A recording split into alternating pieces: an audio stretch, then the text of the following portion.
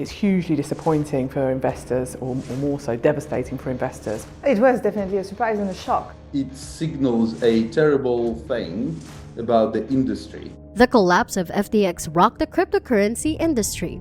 In November 2022, the 2019 founded, formerly $32 billion exchange filed for bankruptcy. I'm in contact at the moment with about 60 different investors who have come to me seeking legal advice. An associate at UK Keystone law firm is Lewis Abbott. She is an authority in reclaiming cryptocurrency assets for fraud victims. It covers people that have invested £2,000 right through to a lady who invested £5 million. It's a very broad range of people who have invested. Comparable to exchanges like Binance and Coinbase, FTX has the appearance of a top-tier cryptocurrency business. Even some of Silicon Valley's and Wall Street's wealthiest individuals joined as investors.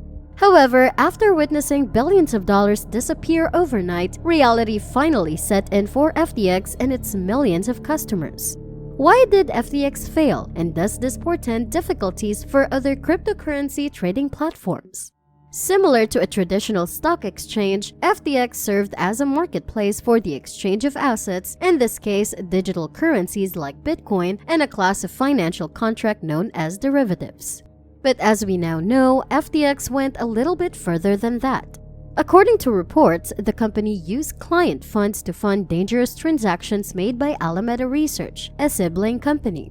To transfer money to their FTX trading account, some clients wired money directly to Alameda, raising suspicions that FTX and Alameda might have mixed up the money. Additionally, FTX has a token named FTT. It functioned very much like a loyalty program, rewarding traders with benefits like reductions in trading commissions.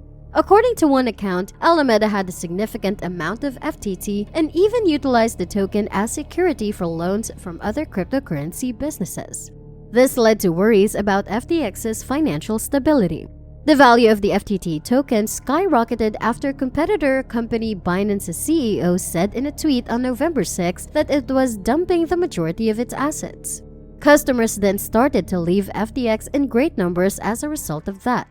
Unexpectedly, on November 9, Binance made an offer to buy FTX, only to withdraw it the next day after reviewing the company's financial records. Sam Bankman-Fried, the company's CEO, left after FTX filed for bankruptcy on November 11. Following the filing of criminal charges to hold Bankman-Fried accountable, the Bahamas government made an arrest of him on December 13. For Oleg Fomenko, co-founder of the fitness-focused cryptocurrency network Sweat Economy, FTX's bankruptcy meant that over $400,000 in cryptocurrencies, including USDC, Tether, and his company's proprietary token Sweat, were likely to be lost. Of course, the panic for our liquidity and how we were affected. We knew that it would be just sort of in low hundreds of thousands. It's an amount that makes me swear probably every day, but it's not an amount that is going to make our project suffer. Through two of its market makers, Sweat Economy held these funds on FTX. In transactions involving buyers and sellers, market makers serve as intermediaries. Therefore, if someone wishes to purchase or sell a token, they don't have to wait for the other party to complete the transaction. And this 400,000 that we had on FTX was liquidity that we had with two market makers at the time when they cut their withdrawals. We tried to withdraw, but there was a sort of long queue, and then they completely cut them. In contrast to earlier market cycles, 2022 revealed the ecosystem's extensive interconnection. In an effort to generate extremely high returns, businesses engage in dangerous lending activities, taking consumer assets and investing them elsewhere. They put up unstable, illiquid coins as security. The outcome? Several high-profile failures, with the ensuing contagion affecting a large number of businesses exposed to those failing businesses. The most noteworthy instance to date is FTX. FTX is a fall down from Terra Luna, and there has been contagion from that moment onwards. There might be actual exposures that are in more traditional finance, said Marieke Flament. The Near Foundation, the organization underlying the Near blockchain network, is run by Marieke Flament as CEO. Her business was among those affected by FTX's after effects. We limited the amount of money that we raised, which is 500 million between January and April of this year. All of that is actually in fiat and held in bank accounts. But when she learned about FTX's problems, she was astounded. As an industry, we already had a first shock with Terra Luna, which is, oh my God, this is systemic. It felt quite contained.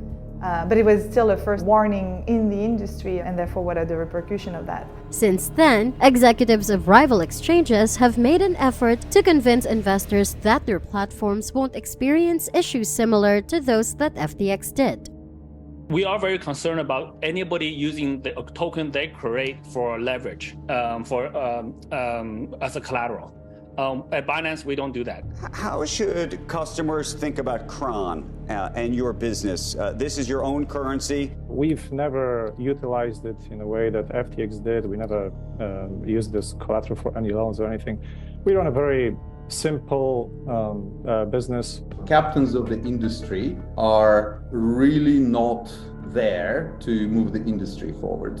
They're there to nefariously enrich themselves. Investors were left to speculate about which domino might fall after FTX's bankruptcy.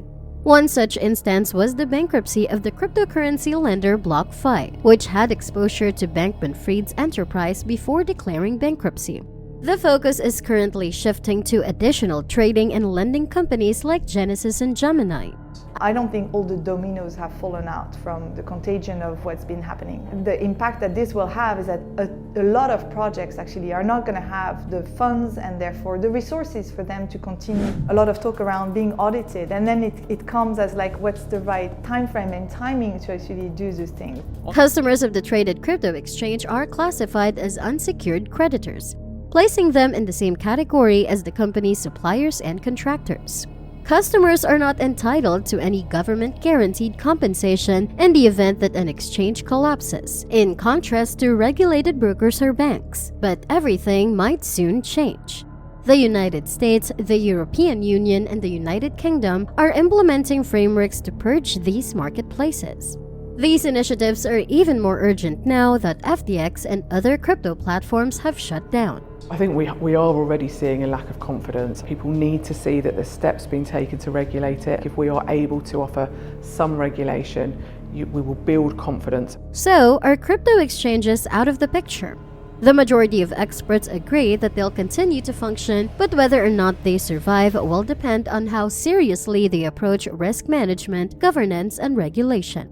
I believe cryptocurrency will endure.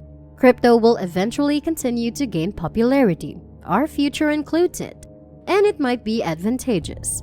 In the long run, it benefits the industry since it exposes dishonest individuals, fraud, and get-rich-quick value propositions with centralized value propositions. The crypto winter may end in 2023, but there is no way to predict when the ice will ultimately thaw.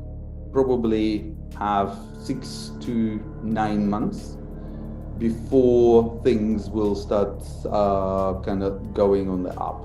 We believe that every business needs to be ready for this market to continue up to 24 months.